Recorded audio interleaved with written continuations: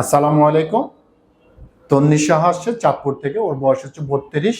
ওনার খিঁচুনি ছিল প্রচন্ড। শিকাকে আপনি ব্যবহার করেছেন? হ্যাঁ হ্যাঁ, কত মাস ব্যবহার করেছেন? ওই 1 মাসেই। ওই 1 মাসে কতবার ব্যবহার করতেন? দিনে কয়বার করো? একবার। কয়দিন পর পর করো? কত মিনিট পর্যন্ত করতেন? ওই তেল মাখতে যতক্ষণ সময় লাগে। 5 মিনিট অথবা 10 মিনিট পর্যন্ত জি। লাগাতো। ওনারা কিন্তু কন্টিনিউ 1 মাস শিকাকে হেয়ার অয়েল স্কাল্প থেরাপি দিয়ে প্রতিদিন একবার করতো, কিন্তু নিয়ম ছিল 2-3 বার।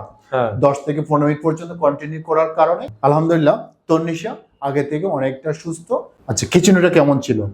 খিচুনিটা ছিল তার দিনের মধ্যে লাস্ট টাইমে 2-3 বারও উঠতো। 2-3 বার, মানে হ্যাঁ। তীব্র ছিল, যেটা তীব্র খিচুনি। বারবার উঠতো, যেটা উনি বিরক্ত হয়ে যেত।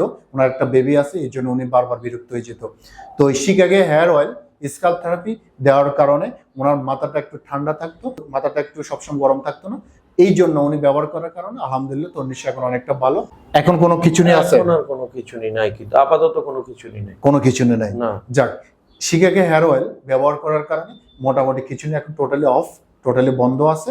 তো এটাই চাই আমরা তন্নিশার জন্য, যেন রেগুলার করে যায় শিকাগে হেয়ার অয়েল ব্যবহার করার কারণে, যেন আর জীবনে খিচুনি যেন না ওঠে। এটাই দোয়া করি তন্নিশার জন্য।